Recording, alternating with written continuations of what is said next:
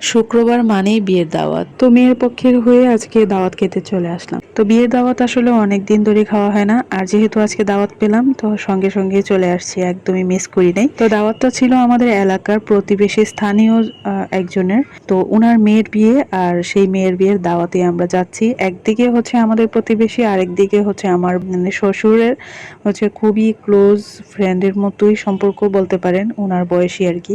তো যাই হোক, এই ফার্স্ট টাইম আমি কোথাও কোনো বিয়ের প্রোগ্রামে এইভাবে যাচ্ছি, মানে আমি বোরখা ক্যারি করতেছি। তো আমার জন্য একটু কেমন যেন লাগতেছিল।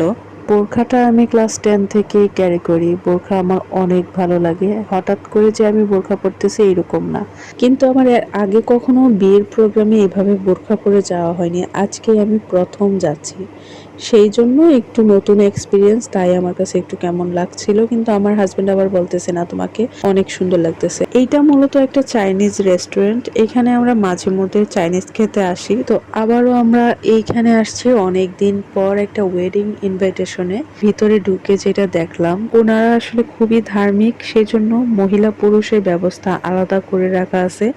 তো এই জিনিসটা আমার খুবই ভালো লাগলো। তো আর ক্যামেরার কথা তো একেবারেই বাদ দিলাম, কারণ ক্যামেরা তো এখানে অসম্ভব, ওনারা এটা একদমই অ্যালাউ করে নাই। আর মহিলাদের জায়গায় কোনো পুরুষ লোক আসতে পারবে না, এরকম একটা সিস্টেম ওনারা রাখছেন। এটা আমার খুবই ভালো লাগছে। যাই হোক, খাবারগুলোও অনেক মজা ছিল। আমার কাছে তো ভীষণ ভালো লাগছিল হচ্ছে চিকেন ফ্রাইটা সব থেকে বেশি। তারপরে হচ্ছে রোস্টটাও বেশ ভালো হয়েছিল। তারপরে এখানে কাবাব দিল। কাবাব নর্মালি অন্যান্য জায়গায় যেরকমটা লাগে ওরকমই লাগছে, স্পেশাল কিছু লাগে নাই। তো যাই হোক, এইটা হচ্ছে আমার খুবই ফেভারিট, আর আমার হাজব্যান্ডেরও অনেক পছন্দ। যখন আমরা রেস্টুরেন্টে যাই বা কোনো চাইনিজ রেস্টুরেন্টেও যাই, এটা কিন্তু সবার লাস্ট পর্যায়ে এটা দেয় সব জায়গাতেই। তো এটা আমি অনেক চেয়ে চেয়েও খাই। আর এইদিকে দেখেন কিছু বাটারফ্লাইয়ের মতো এই পাখিগুলো উঠতেছে, ওদেরকে আমার এত বেশি ভালো লাগছিল, আমি অনেকবার ওদেরকে ভিডিওতে আনি। ভিডিও আর ছবি কিভাবে তুলবো আর কিভাবে কি করব, দেখেন আমার বাচ্চারা এত বেশি দুষ্ট, সব জায়গাতেই যেখানেই যায় খুব মাতিয়ে রাখে। আমার ছেলে এদিকে এত পরিমাণে দুষ্টুমি করতেছিল, এই যে দেখেন এই সোফার পিছন দিয়ে গিয়ে ও কারেন্টের সুইচ ধরতেছিল, তারপরে অনেক দুষ্টামি করতেছিল। এই জন্য আমি খুব তাড়া দিচ্ছিলাম, চলো বাসায় চলে যাই, আর থাকা যাবে না এখানে। তো ওকে নিয়ে মানে থাকাও খুব রিস্ক, স্কুল থেকে নামালেও দেখা যায় প্রচুর দুষ্টামি করে, কোথায় কোথায় চলে যায়, আবার ধরে আনতে হয়।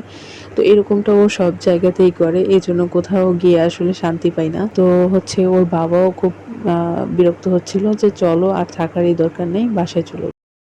তো এইবার হচ্ছে কনে দেখার পালা। এই হচ্ছে আমাদের বউ, আর এদিকে আমার বউ দেখার থেকেও বেশি আগ্রহ বউয়ের গোল্ড দেখার জন্য।